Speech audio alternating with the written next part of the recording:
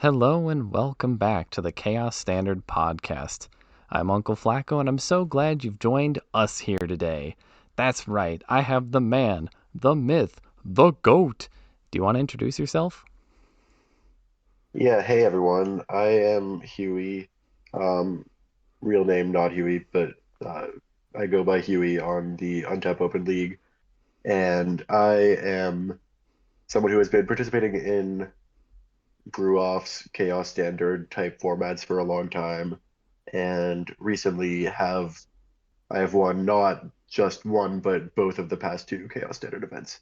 So, uh, yeah, I guess for now that title, the GOAT, whatever, sure, but we will see going forward if I can defend it. But for now, I guess that applies. And it's not just like Chaos Standard or even Brew Offs. Huey is just an incredible deck builder and player throughout a bunch of Magic formats. And he pretty consistently plays some of the hardest decks in said formats. Like I remember he plays Vintage Doomsday. He played he's played the Mutate combo deck from Standard. I think he's played like the Lands combo deck from Pioneer. I think he's played Breach and Modern. Like, and he just wins with all of them. Some of these are a little bit of a stretch, but I suppose I did play. I don't remember ever playing the lands. Do you mean like a spelunking deck? Because I've played Yeah, spelunking decks, but not like the actual combo not deck. consistently and not the actual combo deck. Yeah. Yeah, okay. But yeah, today we're not here to talk about any of that. We're here to talk about Chaos Standard.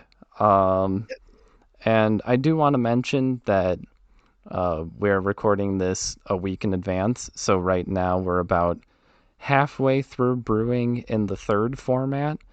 But by the time this comes out, signups will already be done.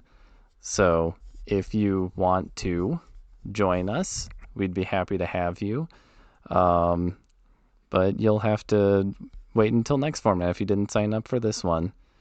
As a reminder, the current format in Chaos Standard is Zendikar, Dominaria, Strixhaven, 8th Edition, Rivals of Ixalan, and Ravnica Allegiance with Expressive Iteration banned.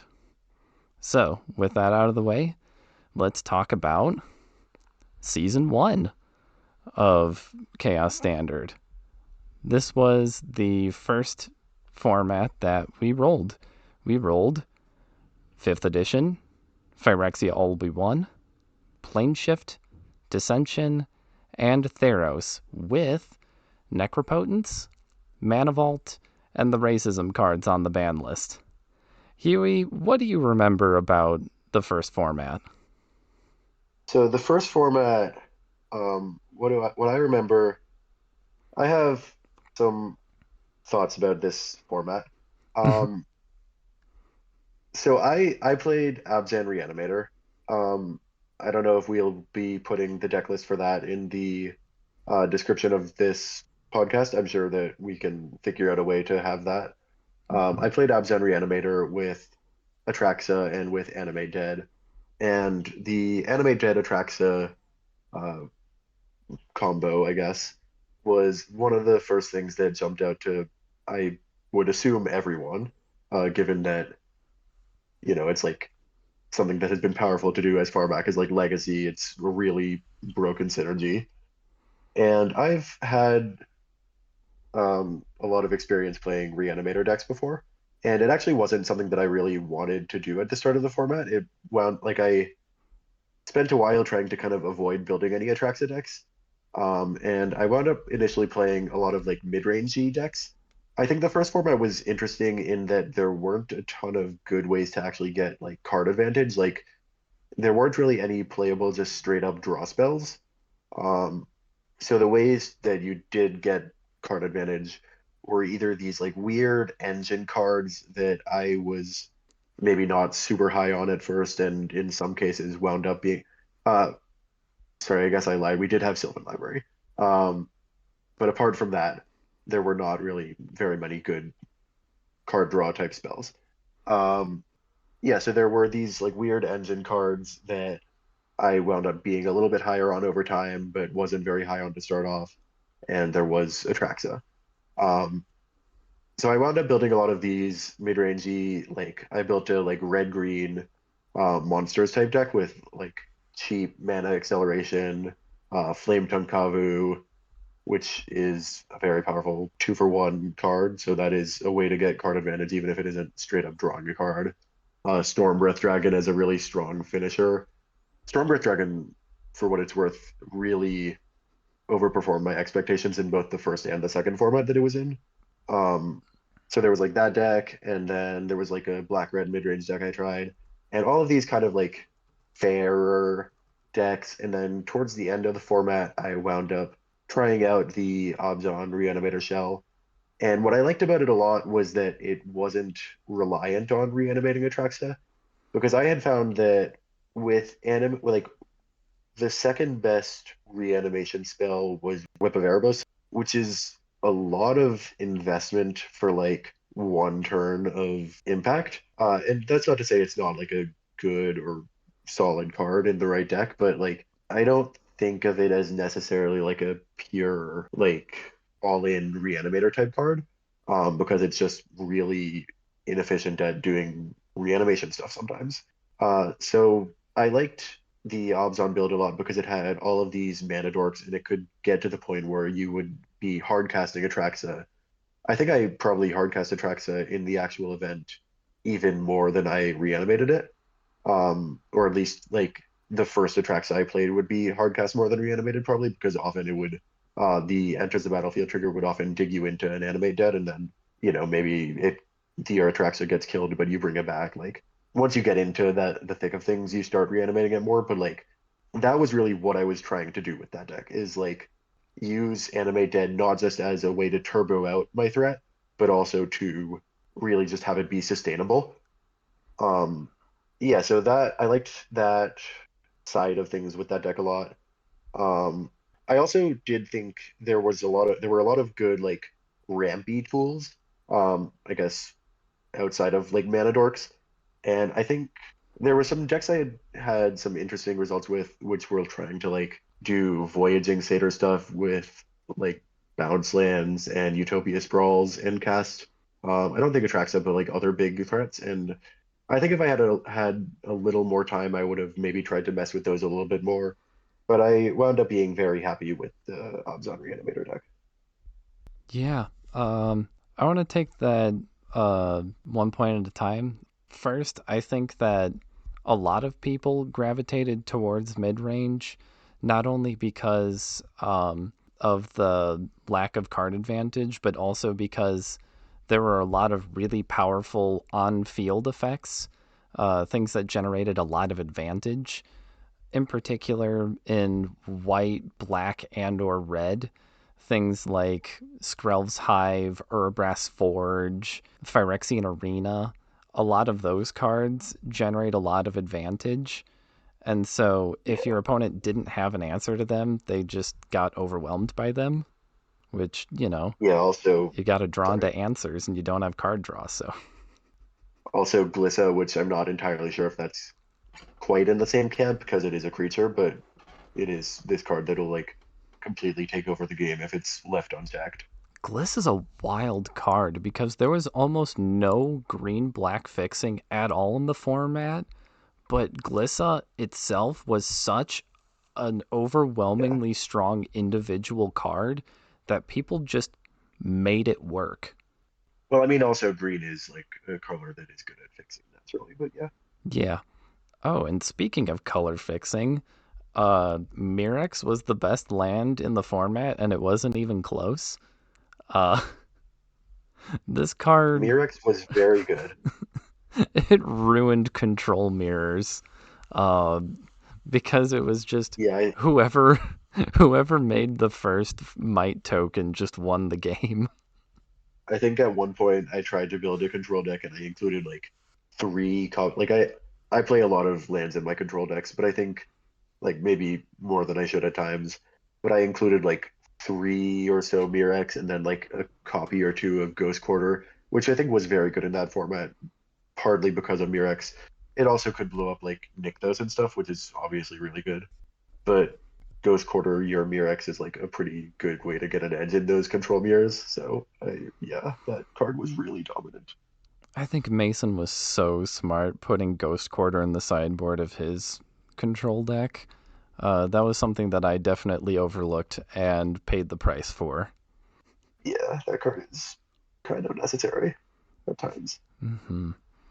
There was also Nykthos was in the format, and Yes. alongside Nykthos there was Phyrexian Obliterator.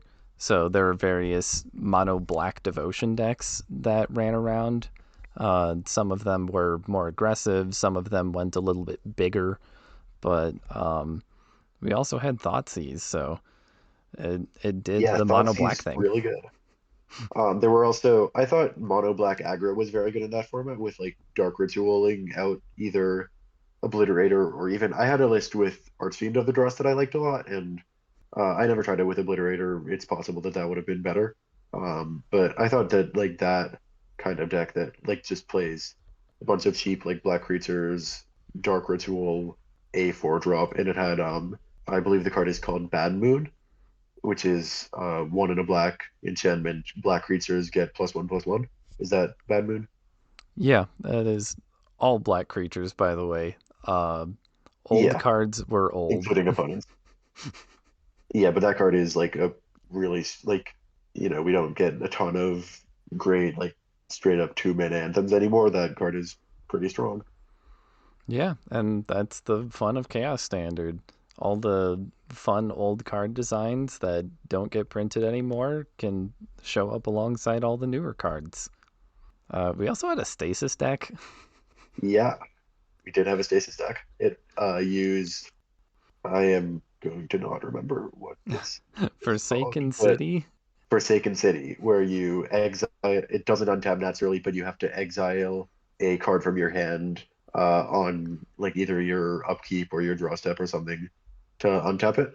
Yeah, And that does get around stasis because you skip your untap step. Doesn't really matter if you're untapping on your upkeep or whatever anyway. exactly. I do also want to say I believe it was Ensing that topped with the deck. Um, Yes, and Ensing was my finals opponent I'm gonna and be played very honest, well. I have no idea how he did it because when I played that deck during testing, it seemed really bad. And then out of nowhere, he just kind of didn't lose with the deck. So, good on him for doing that. But also, how? Ensing Man is someone who I have always been very impressed with, at least in terms of their deck building and play. So yeah, I don't know. Oh, yeah, he's a good player for sure. Um, And finally, I did also want to ask you, um, how did you find out about the Eidolons? Oh, I had seen, I think it was Verdant Eidolon, but it doesn't actually really matter which one it was.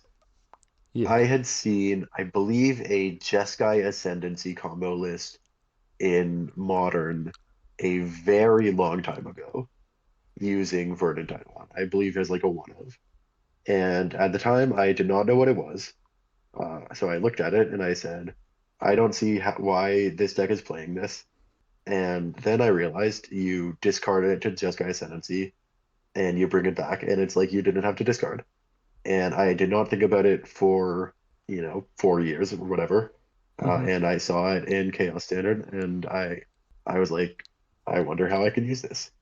And it took a while to figure out the Eidolons deck, but it was very sweet. And I really enjoy that it like was a playable thing, even if I didn't actually wind up playing it. yeah. And Huey just I posts this deck like 2 days before the format's due. And goes, look at this sick yeah, deck that I built. And I looked at it and I went, wait, that's a sick deck. it Because was really cool. you were And discarding Eidolons to Nahiri Because I think Nahiri's plus is Nahiri, discard then wait, draw. yes, and Nahiri is multicolored. Yeah, so it ticks both boxes. Um, Yeah, I I I took that deck when the and second format came around and made a really cool low to the ground mid range deck with those cards as well. in a format with very little card advantage, it's a pretty good way to gain card advantage. It is a good card advantage engine. Tormented Uh, Voice becomes 2 mana draw two, pretty solid. yeah. I also want to ask you, do you remember like any of the specifics while you were building your Abzan Reanimator list? The specifics of like what Like what element of what it, like cards you chose and how it fit yeah, into the metagame? yeah. So I think the card that initially got me to want to try that was Tyvar. Tyvar Jubilant Brawler, the 3 mana +1. You untap target creature you control, -2. You mill 3 cards and return a creature with CMC 2 or less from your graveyard to the battlefield. And as a static ability, creatures you control with activated abilities can activate those abilities as though they have haste. And that's a card I've really enjoyed like ever since it came out and kind of wanted to put into everything for a while. Um, so I was interested in that. Like one issue I had with the Atraxa decks was like there weren't really very many good, like there weren't a ton of great efficient discard outlets for like reanimation purposes. There's obviously Thoughtseize, which is fine, but sometimes you want to use it to protect your deck.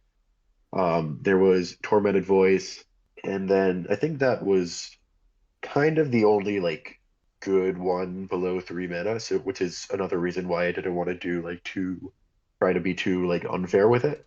Um, I did wind up playing maybe some cards that were not as good that were reanimation outlets. Only two of them, or two copies of them.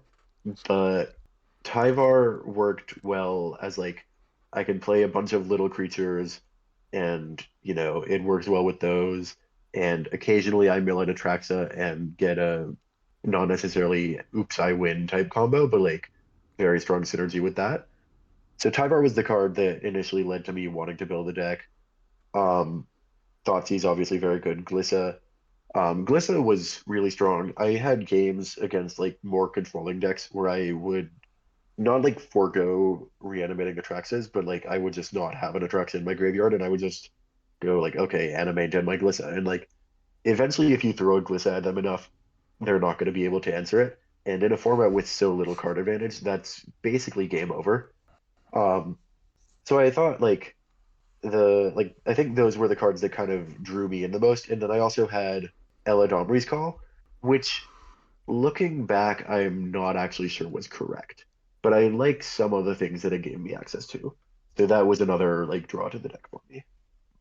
Yeah, I mean Eladamri's Call is a pretty solid card. I don't blame you for putting it into your deck. And also, I don't Yeah. know what two copies of Brain Pry you're talking about. Brain No, Pry I is think such a sweet Eladamri's card. Call is a solid card. I just kind of I wonder whether it would have been better to just have more like two or fewer CMC cards for Tyvar. But I don't know. Eladamri's Call is fine. Yeah. Um, and Tyvar is a really Specifically, sweet card because a yeah. thing that uh, someone realized was that maybe you realized it was that under stasis you could activate Tyvar's minus ability Yes. to bring Yeah. out a creature and present a clock where there was previously no clock before. Or or you could use it to bring out a mana creature if you didn't have any already in play, and then gradually use Tyvar's plus ability to like essentially blank the stasis effect. Like you weren't going to cast a Traxon under it maybe, but you could cast Glissa or Eladamri's Call or whatever. Yeah, so it was just a deck that attacked a lot of different established decks in a lot of different ways, and uh, it did very sweet things. Yeah, I will. The other card I want to shout out as like a major overperformer from that deck is Cankerbloom, which is one in a green for I think it's like a 3/2. It might be a 2/2. It's a 3-2. The body, it's a 3/2. Okay. And what it does is you can pay one and sacrifice it to either destroy an artifact, an enchantment, or you can proliferate, which you Almost know, never did. have the option to do, but I don't think I ever did. But that card with Tyvar is like game over for a lot of decks. That card is messed up. Like individually, it was already a card that saw play in multiple formats. But yeah, combined with Tyvar, you just got the got the sack effect off multiple times, and if your deck is built around artifacts or enchantments, as a lot of mid-range decks tended to be, uh, you just won. Yeah, and also like people would bring in like Soulless Jailer against me, and I could blow that up. Various other utility options I had. I don't know. Oh yeah, one of the best spot removal cards in the format was Ossification, Also and Chained to the Rock. in Chain to the Rocks, yeah. So, a lot of different enchantment based removal that just brought the card back when it got destroyed. And Canker Bloom was a main boardable card that could destroy those cards. Yes, it was. Although I did not mainboard it, which I kind of think I should have in retrospect. Maybe at least one for Eladamri's Call. I don't know. Yeah. Anyways, moving on to season two, where fifth edition and Phyrexia all will be one rotated out, and in rotated Zendikar, Dominaria, and Strixhaven, with expressive iteration on the ban list. What do you remember about last format?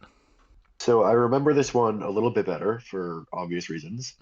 Um, I believe I was either traveling, like I think traveling when this one was announced. So I was like basically read the like announcement in an airport, and I was like thinking about like what those cards have in what those sets have in them, like on a plane home, and I was like, okay, Teferi in Dominaria.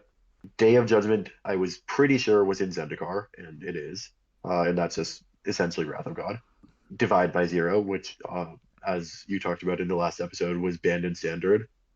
And I was like, oh, we just have an absurd blue-white control deck, which we did. I do not think it included Divide by Zero, but we can get into that if you want to. But my initial thoughts were blue-white seems really good. Um, I I played a lot of blue-white control early on, and eventually Esper control, which I think was probably better than blue-white. We also had Fetch Shock Mana, which didn't apply to certain color combinations, but like green-white still struggled a lot, but it made some other color combinations like essentially free to play. Um, so I was playing a lot of blue-white and blue-white X early on. I ran into like some aggro decks, like a Goblins deck, which I thought was okay, but maybe not quite there. Especially I had Lyra, and the aggro decks kind of couldn't beat that. Um, but I remember we actually played, or I think it was us. We played a white Weenie Mirror. Is that correct? Yeah, that was us. Okay, yeah, we played a white Weenie Mirror very early on.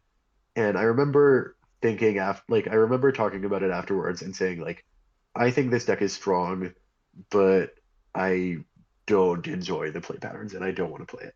And I think you had essentially the same sentiment. Yeah. Um, And also, I didn't build the deck quite right. I forgot that a couple of cards existed that you did not forget, so uh, that was not I, a great matchup. I nailed my Scryfall series. You really did. Um, yeah, I mean, I think I also did not build it right initially because I think that building it right included adding blue. But we will talk about that, I'm sure. Um, the other thing you talked a bit about like the lesson learned mechanic, or you talked a lot about the lesson learned mechanic last episode, but I want to really emphasize like that mechanic shapes the smaller formats that it's in. Like you could play without playing lessons in your and learn cards in your deck, but you could not like ignore the impact that they had on the format. And I saw a lot of people early on doing that, and it's like, no, this mechanic is really strong, and it doesn't necessarily look that way, but it's crazy. Um, yeah, so those are the general thoughts I had on the format. There are some cool decks that I found. that I liked a lot. I thought Devotion kind of improved a little bit in that format, probably, was my impression, although I'm not actually remembering why I thought that now. Um, but I liked the Devotion deck.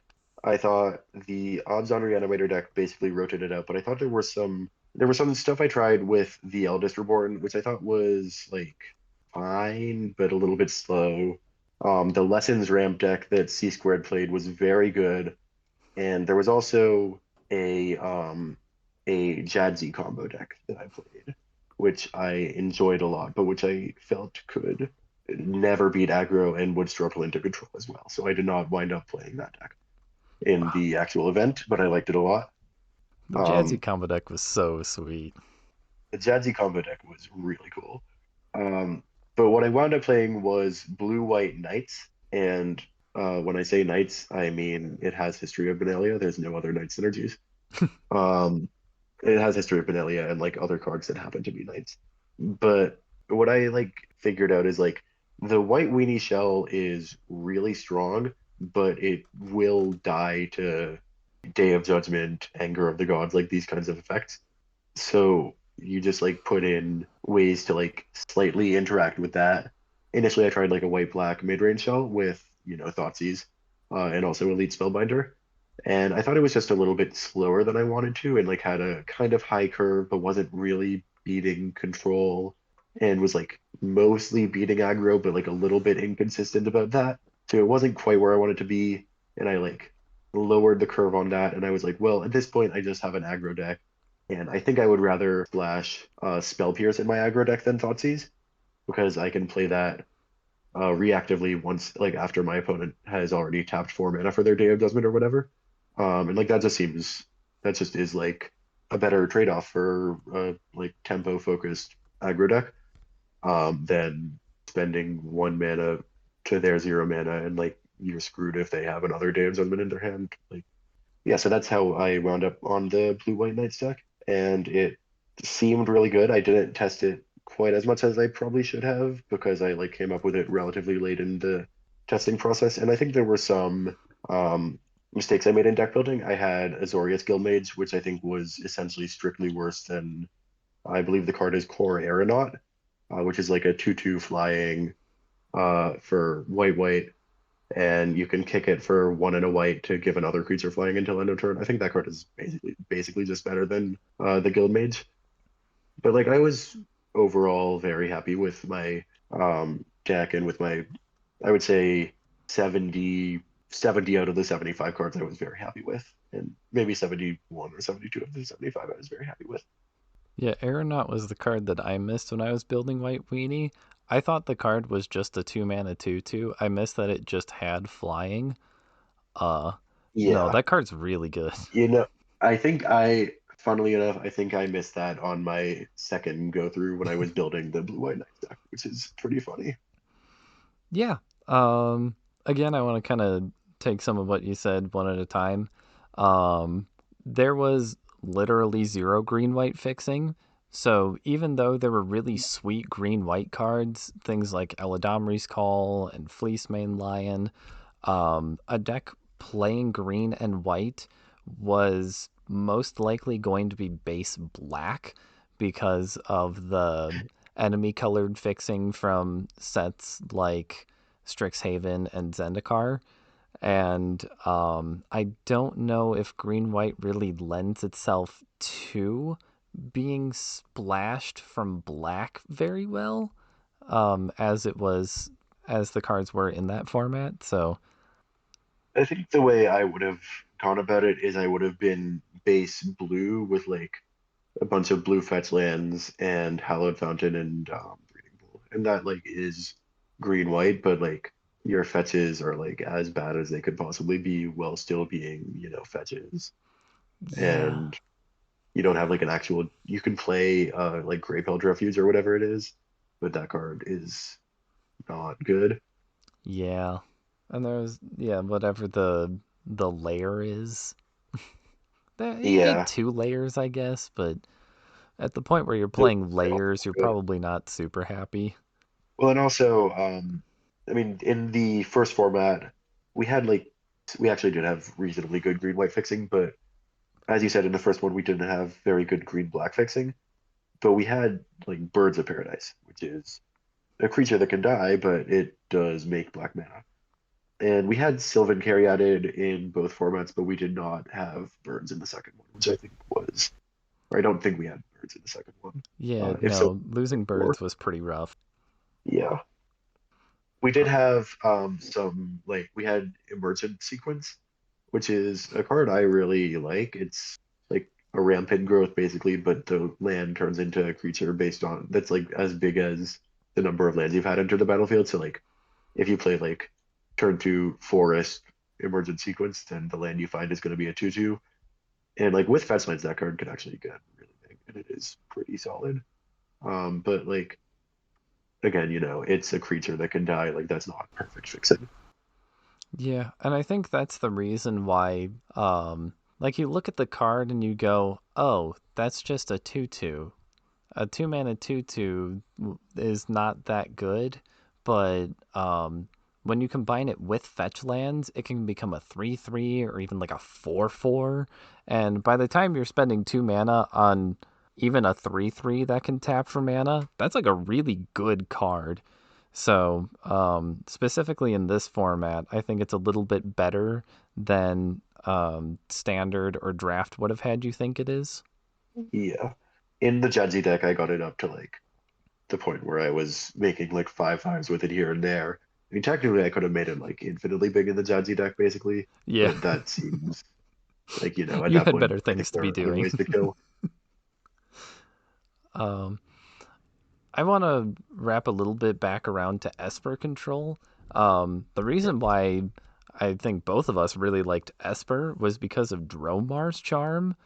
Yes, It cost white, blue, black for an instant that either gave a creature, was it -2, -2, -2? -2.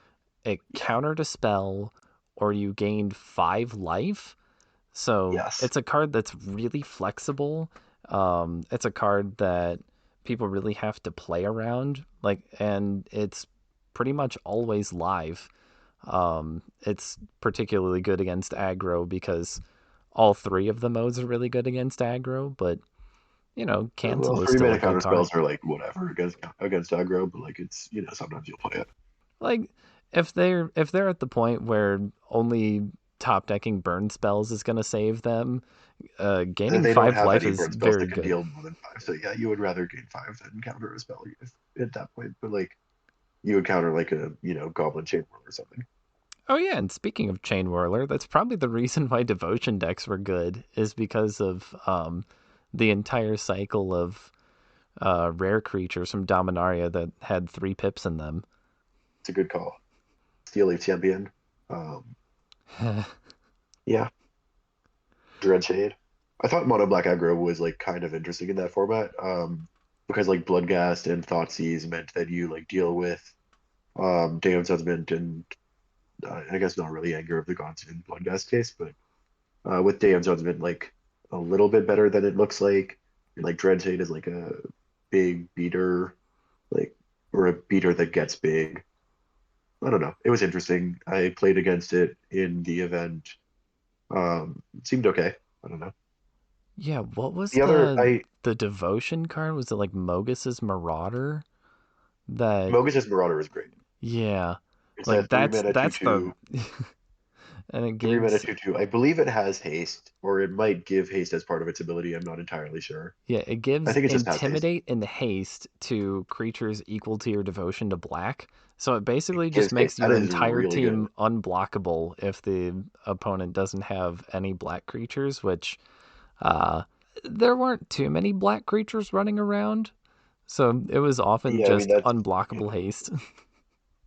it's like Brave the Elements on a body. That's pretty good. Yeah. I mean, Brave the Elements was in your deck, right? Good card. Brave the Elements was in my deck. I want to say about the Esper control deck. Dromar's Charm was very good. It was, I think, not the entire reason to play Esper because um, I think Black also did offer like a lot of upgrades at the like spot removal side of things. Like you got to play Cast Down and Vanishing Verse instead of like Seal Away, which is, fine, but you can play around it at times, or Condemn, which has the same problems as Seal Away basically, or Last Breath, which is like fine but misses the spot removal in blue white was okay, but left some questions in my mind personally that I think the black cards helped to solve. And the way that I built Esper Control, I had not only Teferi as a planeswalker, but I also had Ashiok, which Yes. was a particularly problematic deck for my control deck in the last format. So I kept it in mind Yeah. when building um, my control deck. So it was basically just stick a planeswalker or two and protect them until they could ultimate, and their ultimate won the game. Yeah, so Ashayok was good, and I know Ken Beirut, if I am pronouncing that correctly, made the top four of that event with Ashayok, I believe, in his deck, or at least he had Ashayok when I played him in testing prior to the event. I don't think I ever actually saw it in our games when we played in the event, but I assume he had it. Um, Mm-hmm. and yeah, pretty good card. I did not include it in my Esper deck.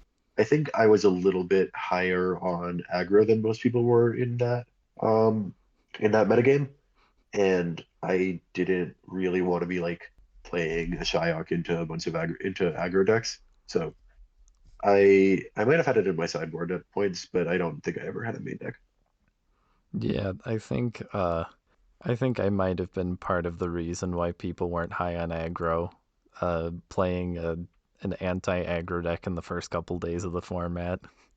I think also I know I played Lyra Dawnbringer. I know some other people played Lyra Dawnbringer. Like that card is really good against aggro. Yeah, Lyra and Day of Judgment and Anger of the Gods. There are a lot of good tools against aggro. Yes. And if I can kind of jump off of the Shyok thing, Yeah, um, I guess I thought that the blue white control decks were probably the like quote unquote most powerful thing to be doing, right? Um, or the blue white X decks. But playing against playing like blue white X mirrors where like one player has a Shyok or like whatever other like mirror breaker type cards you want to include. I just felt like I don't really want to be playing a whole event where I'm trying to like next level a bunch of like control opponents. And so that's why I wound up deciding to just play like this fast like aggro deck that can essentially say control decks. You have like this one key spell, and if you can cast it, I'll probably lose. And if you can't cast it, or if I counter it or whatever, I'll probably win. Like I felt like that was how I was looking to approach the format much more than like getting involved in these like controlling like arms races. those were my thoughts exactly. And that is why I submitted the deck that I submitted. Uh, He submitted the green like Stompy deck, green blue. yeah, Green Stompy, and then I splashed things like Spell Pierce and Decisive Denial. Yeah, Um, Decisive Denial is a good card. it is a good card. I think that format particularly was uniquely set up in a way that Decisive Denial really shined. It had a bunch of 3 and 4 mana 5/4s and 5/5s, so it could stick a big thing, and if the big thing stuck around for one turn, then your Decisive Denial turned into either a mana leak or just a 2 mana hard removal spell, because the Yeah, only creature that besides like reanimation targets that could possibly challenge those was Lyra, and even a Lyra was not bigger than a Pelucranos that Monstrous is for one. So yeah, I really liked that card in that format. yeah. And I think that comes to, unless you have anything else to say? Well, I have yeah, I think I have like another one other thing to say about my deck kind of the Yeah. Blue White Knights deck. I felt what I felt when I was playing the Blue White Knights deck, like I really appreciated the flexibility that Brave the Elements, which we were talking about earlier, gave, where like often you'll just play it as like protection from a removal spell, or maybe you'll get lucky and have, I guess not. I guess getting lucky would be they don't have Anger of the Gods, but Brave the Elements can protect you from Anger of the Gods. But it also gives your deck like a really different plan where like in game one of the finals against C squared, I mulliganed to I believe 5 cards. And my hand was like land, two History of Benalia, and Brave the Elements. And I was like, well, C squared is on like a pretty slow deck. And like this hand does get to a point where if he doesn't have enough creatures of different colors in play, it'll just kind of like win. And like I think Brave the Elements gives you almost like a combo angle to your deck, especially in combination with History of Benalia. Um, and I really appreciated that like my deck was able to play like this tempo roll when it needed to, or like in like creature mirrors, I could like try to go wide and have a Brave the Elements to like punch through in a combo way, or I could just be like this pure aggro deck. Like I really appreciated the flexibility of that deck a lot. Yeah, Brave the Elements being both offensive and defensive for 1 mana really brings a lot of power to that deck, which otherwise would have struggled. And speaking of Brave the Elements, I completely forgot the heroic deck was really close. And I think the reason it was close was because it could just play Brave the Elements. It was a bunch of white creatures with uh, targeted pump spells in other colors. Yeah, I mean Brave the Elements won't trigger heroic, but it does. You Yeah, I can mean, play that like that deck that wants card in to that play deck. out multiple cards, so it would be susceptible to something like an Anger of the Gods without Brave the Elements. So I liked mainboarding Brave the Elements in the heroic deck. And much like Um, you were talking about with the combo finish, it just got to punch through 20 plus damage by just ending the chain of pump spells with a Brave the Elements to get the entire board in unblockable. yeah, I did not have Brave the Elements main deck in my heroic deck, but I was also never entirely satisfied with my build of the heroic deck anyway, so maybe I should have tried it. Yeah, that's fair. I have a like funny to me story about Yeah. this format where I do not feel like I was trying to hide my Knights deck necessarily, but I wasn't like we did close deck lists, which we hadn't done previously in the first format, but we did close deck lists for this format, and I was like not hiding my Knights deck necessarily, but I was not like super advertising that I was playing it or the cards that were in it necessarily. And there was a moment after the semifinals. I knew I was going to be playing against C squared in the finals, and Psalm 502 Psalm had posted his Jeskai control list, which had academic probation in the sideboard, and we were talking about that card, and I believe C squared said the card was bad, or it might have been someone else said the card was bad, but C squared didn't like it in that deck, which I don't think is necessarily wrong. I don't really know. Um, but we were talking about the card Academic Probation, which is one in a white. To either you choose an online card name and opponents can't cast that spell until your next turn, or you choose an online permanent and it can't attack or block or activate abilities until your next turn. Um, and I had that card in my Wishboard on my Knights deck. So I'm having this conversation with people, and there's a lot of negative things being said about academic probation. And I'm like, I don't know. I think it's okay in like an aggro deck, and but I don't want to be like defending it too hard because like people will realize it's in my deck, and I don't necessarily want to be advertising that, given that it's about to be the finals and my finals opponent is in this chat that we're talking in. Yeah. And I believe I did cast it in the finals. So shout out to academic probation. It was probably the second best lesson in my sideboard that entire event. So, you know, pretty good card. Or pretty situationally good card. Was the best one environmental sciences? The best one was Inkling Summoning. That card is the real deal. Oh, yeah. Just a just a 3 mana Environmental 2/1 flyer. Sciences I liked having, environmental sciences I liked having, especially in a Steplings deck. I think that synergy is good to have and cute, and I like it a lot. But I have a low enough curve that like, okay, I like cast Professor of Symbology and get environmental sciences. And like, yeah, maybe I'm sitting with a bunch of 3 drops running in hand. Like that's a possibility, but like I'm taking a turn off to cast environmental sciences. Like, I do it sometimes, but it wasn't ever something I was like thrilled about. But Inkling Summoning is just like that's a 2-for-1, like the Professor and the Inkling for the cost of 1 card. And it's like, which I guess so is environmental sciences.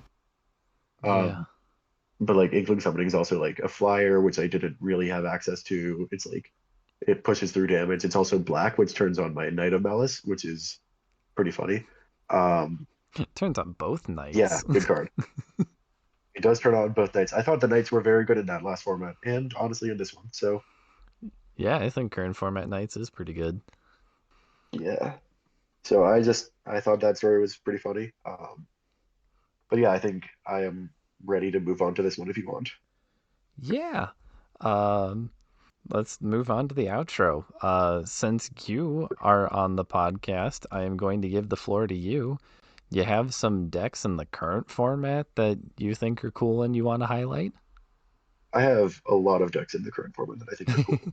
So we went through what the current format is at the beginning of the episode, but just to give a reminder of what the 3 new sets are, it's Ravnica Allegiance, 8th edition, and what's the last one? Rivals of Ixalan.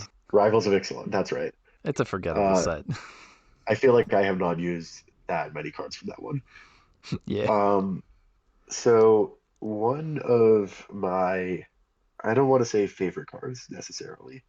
A card that I enjoy happens to be in one of these sets, and that card is Wilderness Reclamation. And I know this card is very broken and leads to some unfun games at times, but I think it does cool stuff, and I like playing with it. So the first deck that I want to talk about is this Wilderness Reclamation deck I built that is blue and red. It is Teamer blue, red, green, although mostly just red, green. And the goal of the deck is to use a combination of Wilderness Reclamation, which untaps all your lands at the beginning of your end step, and Vernal Bloom, which says whenever a forest is tapped for mana, its controller. So that one is also similar to Bad Moon that we talked about earlier. That one applies to both players. Whenever a forest is tapped for mana, its controller adds green to their mana pool. So what I'm trying to do is double all my forests essentially with Vernal Bloom, double all my lands or triple, quadruple, whatever, depending on how many Wilderness Reclamations I have in play, and cast Electro Dominance for X equals 20 and deal 20 damage to my opponent, or more than 20 if need be. I miss playing with Wilderness Reclamation, and I am not sure that it is a card that will necessarily stay legal in Chaos Standard, but it is for now, and I am enjoying messing with it. I think this is a pretty ethical use of wilderness reclamation. Yes, which I think as Wilderness Reclamation uses go, it is ethical, which probably says something about the card. The second deck I want to talk about is this Grixis Reanimator build. So back to reanimating stuff. Specifically, what I am reanimating or trying to reanimate is Iona, Shield of Emeria. Um, Iona is a 7/7 flying angel for uncastable. And when it enters the battlefield, I choose a color. My opponents cannot cast spells of the chosen color. So I'm playing it in like a controlling shell using primarily Prismari command as a discard outlet. Um, and it also has Divide by Zero, Pop Quiz as a 2 of, and it's using Zombify, which is 4 mana, return target creature from your graveyard to the battlefield as a sorcery. And it also has 2 of the Eldest Reborn, which I used a little bit in the last format. I do want to talk within the just briefly. I want to say I think Divide by Zero is a card that has gotten a lot better in this format than it was in the last Chaos Standard format. Just because I think that card like really thrives when you can like cast it, and then just like slam the door shut. And I think we have more ways to do that now than we did previously. One of which is reanimation stuff, also wilderness wreck stuff. Just in general, I think the card has improved a fair bit. Yeah, that's fair. And another thing that I think I failed to really point out in the last video is that if your deck has graveyard synergies, then Learn Lesson can just discard those cards and draw cards. So in a Reanimate deck, you can use Learn to discard one of your reanimation targets and draw a card, and then you can just reanimate it. The next deck is one that I am excited about. It is Twiddlestorm using Gilded Lotus. I spent a long time last format looking for ways to untap Gilded Lotus or flicker it, exile it, and return it to the battlefield. Anything that could reset it for use immediately. There are some creatures that could untap it, but those are creatures and they die. And there were not any instance sorceries that could do it without being like basically mana negative, I think. We have Twiddle now, which is 1 mana to untap target land, artifact, or creature. So that's kind of the best version of that effect. That is the only one we have, but we do have Pyromancer Ascension to copy Twiddles. And so I'm trying to do copying Twiddles, targeting Gilded Lotus to make a bunch of mana, and then funnel that into Crackle with Power. And Crackle with Power is XXX, so 3 X's and 2 red. It'll deal 5 times X damage to up to X targets. So if you cast it for X equals 4, so that is 14 mana, it will deal 20 damage to up to 4 targets, which, you only need to target one person usually, but pretty good. And you are using Solve the Equation to find the Crackle with Power. I'm only playing one, which I'm not entirely sure is correct, but I have some cantrips and I have 4 Solve the Equation, so I think I can probably find it reasonably consistently. I haven't had trouble with that so far. And the Solve the Equations also do have some neat loops they can do with Pyromancer Ascension, where you can like find a Solve the Equation and another card, like Solve the Equation and Twiddle, and then that's like mana positive basically that also gets another Solve the Equation. Um, yeah, pretty cool card. You're crazy. I think it is not crazy, but I am open to being wrong. And this is also playing Divide by Zero because that card is good. I am not going to comment about how good or bad this deck is. I just think the deck's insane. I think it was built by Yeah, I someone who don't know has if lost I'm. their mind. Yeah, I don't know if I'm going to be playing it in like the event, but it's fun and I like that it exists. It is a cool deck. I like it. It also has Magma Opus, which I think is a really good card in this format. Oh, Um, yeah. the final deck, if we are ready to talk about that one. Yeah. So in Ravnica Allegiance, there is this card, Deputy of Detention, which is 1 white blue creature Vidalcan Wizard. It's a 1/3. And when it enters the battlefield, you exile target non-land permanent an opponent controls and all other non-land permanents that player controls with the same name until Deputy leaves the battlefield. And this card fits very well into the Blue White Knights deck. Now, I did lose Soldier to the Pantheon, which overperformed a ton last league. That card was insane. But Deputy of Detention is a really big gain, and I think Blue White Knights is actually very good again. I'm not entirely sure if I want to just like play essentially the same deck twice in a row. Like that's a little boring, but I think the deck is really good. 90% of the cards are still legal, basically, including Hallowed Fountain, which we somehow managed to rotate from a Hallowed Fountain set into another Hallowed Fountain set, which is kind of funny. It's really Um, funny. and yeah, I think the deck is like still good and worth talking about. I don't know. Yeah, I mean, I'm I looking at the deck and it's just like most of the same cards that we'd come to know and Yeah, love it from has this Sky deck. Marcher Aspirant, which is pretty good. Like, not, I would probably play Soldier of the Pantheon over it still, but Sky Marcher Aspirant is fine. Yeah. I always forgot the trigger from Soldier of the Pantheon, basically, so I don't have to worry about that now. I don't think it was I don't ever know, relevant in pretty any cool of your deck. games, but protection from multicolored is a very good ability. That was really good, yes. This deck But yeah, even I mean, gets to run previously I'd been Lavinia. playing like main deck. Yeah, I don't know how good living. Like, I think it should maybe also just be the core aeronaut. I'm not entirely sure. I mean, it turns off magma opus for a pretty long time, so it's probably not too bad. Yeah, and like it turns off if they want to go like Opus into like discard Opus into something else. Like I don't know. I think it's a reasonable card to play, but not necessarily like it should maybe be in the sideboard. I'm not entirely sure. Yeah, But like I think the real thing with this deck is just like I was previously playing Journey to Nowhere, and that card is good, but it's not a body, and Deputy of Detention is a body and also has the potential to hit multiple things, which is especially good against like past summoning tokens, say. And yeah, I don't know. Good card.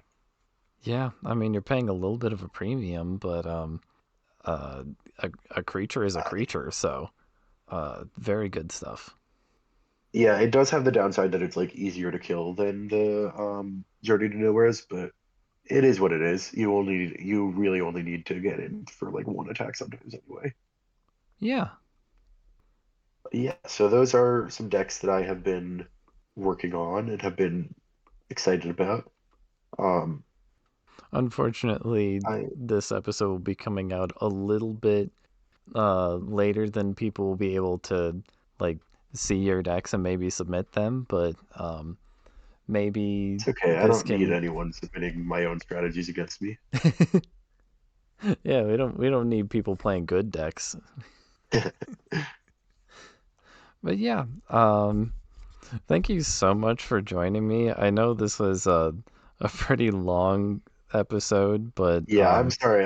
I went very long. I'm sorry about that. I think that's good for something like this that we're kind of like catching up, so it can be a longer episode. Um, Yeah. yeah. Um, I have one more question for you. Uh, do you think you're going to be back here next format? Uh, I hope that you will be interviewing me again at some point because this was fun, and I like having a place to talk about my thoughts on these because I have a lot of thoughts on them. That's why I started this podcast. Uh, and yeah, Yeah. with that, I thank all of you for listening to such a long episode. As always, link in the description if you want to join us. And I hope to see you next time. Goodbye. Bye.